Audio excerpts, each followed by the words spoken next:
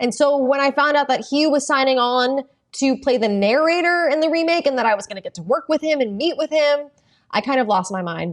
Hi, I'm Victoria Justice, and today we're highlighting some of the biggest moments in my career. I got my start because I was watching TV one day and I saw a kid that was around my age doing some commercial, and I started freaking out and I told my mom to come in the room because I was convinced that I could do that. I was like, Mom, do you see that kid? Like, I think I could do that. How do I do it? And no one else in my family has ever been in the entertainment industry, so she really had no idea. And I basically just started doing child modeling in South Florida, and my first commercial audition was for Ovaltine. And I remember I was so nervous and I was so excited, and I remember I actually drank Ovaltine at home, so as a good luck charm, I brought my actual bottle of Ovaltine in the car with me. I was method, and I ended up getting it, and I was so ecstatic. And I remember the day of actually filming the commercial, I was like the littlest, scrawniest one there, and the soccer outfit I was supposed to wear was like way too big on me.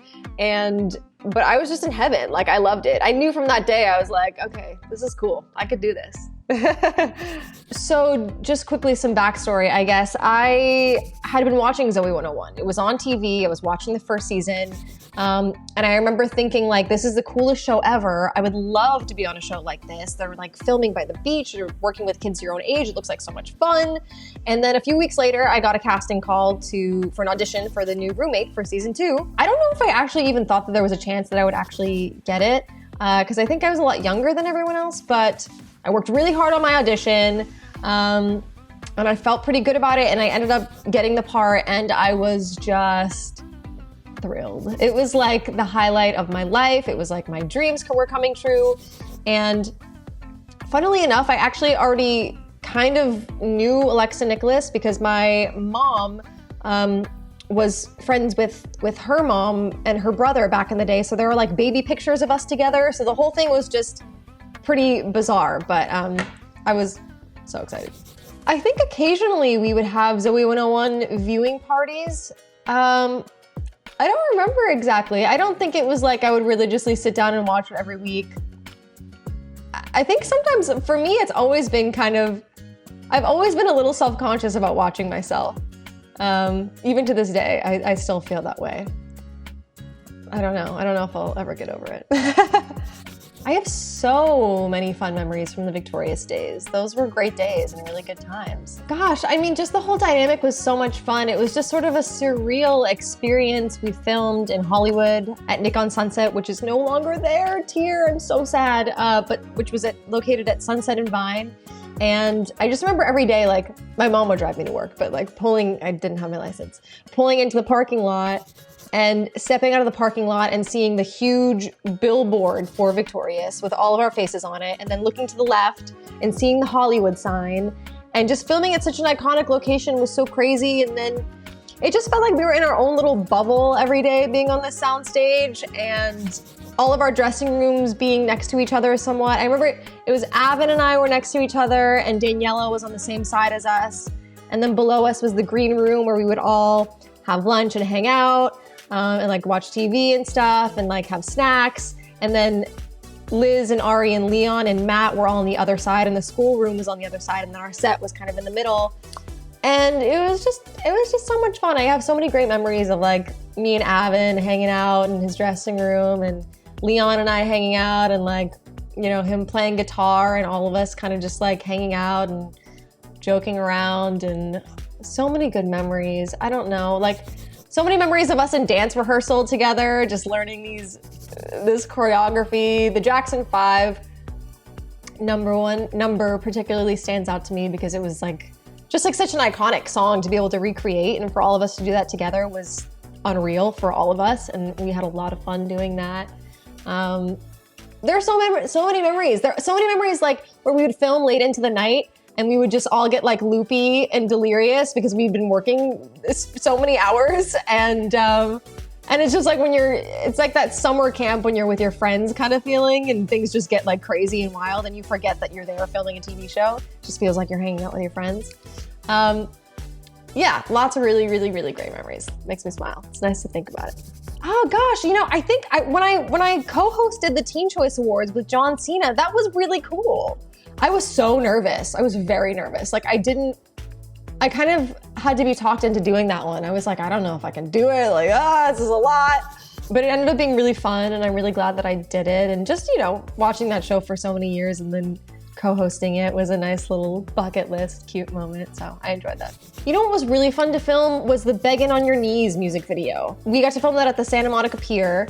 And yeah, we just got to like gallivant around the pier and like go on the Ferris wheel together. And I remember I had choreography for certain parts of the song, and I got to do it on that game where you like roll the ball into like those holes, skee ball or something, the skee ball machine. So that was pretty cool to film at such an iconic location. And I got to like, run around the beach with this cute dude. And I was like filming underneath the pier, which was really cool. Yeah, that was a really fun day. I enjoyed that. I actually recently put out a single called Treat Myself that I wrote and I released last year in December, and I creatively came up with the concept for the video. The song is really about the voices in your head not being very kind to yourself.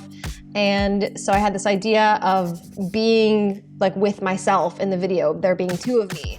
That was a really fun experience because I felt like I was really getting to explore like truly who I am as an artist, and I didn't have anyone telling me that I had to do a certain type of video. It was really just completely in my creative control.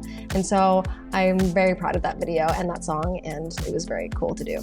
Out of all the music that I've recorded, I guess Freak the Freak Out in a way maybe would have had the biggest impact on my life, just because so many people know that song and love that song, and I feel like it was kind of like an iconic moment on the show.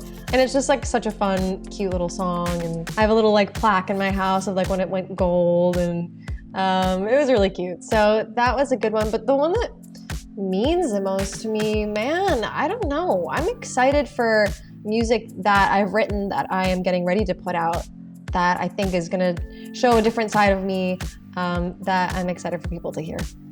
So more to come, I guess. A single role in TV or film that changed my life as a whole would definitely have to be my Ovaltine commercial, because it was my big break, and I would not be here today if it wasn't for Ovaltine. On a serious note, what changed my life? I mean, I would have to say Victorious, obviously. That was a huge moment for me in my career, and it was like all my dreams were coming true. Ever since I was a little girl, I've watched people like, watch Lizzie McGuire and Hilary Duff and Amanda Bynes and Raven Simone and That's So Raven. And it was like, I was getting my own show, and how surreal is that? And to be able to do the things that I love the most, which are, acting and singing on the show, was just pretty insane. And just the success of the show was insane. I had no idea that so many people around the world would love it and to this day still watch it. So I would say that was a pretty big moment for me. I think when I signed on to do the Rocky Horror Picture Show remake, which was so exciting for me because I have been a fan of the Rocky Horror Picture Show since I was in 5th grade, which was the first time I watched it, and I was mesmerized by Tim Curry's performance as Dr. Frankenfurter. Just the most iconic. He's so insanely talented, it's ridiculous. And so when I found out that he was signing on to play the narrator in the remake and that I was gonna get to work with him and meet with him, I kind of lost my mind, because it's such a cult classic, and he's such an icon and such a talented actor. And to be in the presence of such greatness and to be able to take on an iconic role like Janet Weiss, the whole thing was it was a lot. And he was such a sweet, lovely man. And it's really special that I got to share that with him, because Rocky Horror was a huge thing for him in his career as well. So to be able to recreate that with him in a new role was very exciting. I don't know, I loved filming Trust so much. It was such an exciting project to do, first of all, because I love New York City so much, and so whenever I have an opportunity to do something there, I just jump on it because it's one of my favorite cities in the world. And getting to work with Matt Daddario again was really fun and exciting. I love him, he's super talented, and he's just a really cool, down-to-earth guy. And one of my favorite memories on set would probably be the day that I was filming that. It was my birthday, February 19th, and we were filming the scene where I'm in like this red dress and I'm talking to the art dealers about Ansgar and trying to sell his paintings, and supposed to be like we're in Paris, but we were actually in New York. And I remember at the end of the day, they waited to bring out a cake and everyone sang happy birthday to me. And it was just such a sweet, special moment. And I'm such a freaking sappy, little sensitive girl. Like whenever people sing happy birthday to me, I just start crying. Like I don't know what it is. It just like, it gets me every time. So I definitely teared up, and then I was given this beautiful coffee table book by one of our producers. It's about Bill Cunningham, who's one of my favorite street style photographers, who was so iconic and legendary, who I actually got to meet, and he passed away. But anyway, I was given this beautiful book, and everyone was singing, and I was in this gorgeous hotel in New York, and it was just a really cool moment. Oh, well, you know what's a pretty cool thing to say that isn't necessarily Victorious? Obviously, Victorious was a highlight of my career. You know, that was a huge moment for me. But another really cool highlight of my career was when I got to perform at Christmas in Washington for then President Barack Obama and his entire family. And I got to sing a Christmas medley of Let It Snow and some other song that I can't remember. That was just such an iconic moment. And I remember being so nervous for that because I'm singing this song and then I'm looking down and like 10 feet away from me is President Barack Obama. And I'm like, please don't forget the words. And my mom was there to share it all with me. And it was also such an incredible lineup surrounding me. It was like CeeLo Green and Jennifer Hudson and Justin Bieber and the band Perry. And I just felt like I was in such amazing company, and to be able to share that with my mom, and she got to meet Obama as well, and we all got a picture together. It was just a really iconic moment, definitely a pinch me moment. Thanks for watching. I'm Victoria Justice, and this has been The Highlights.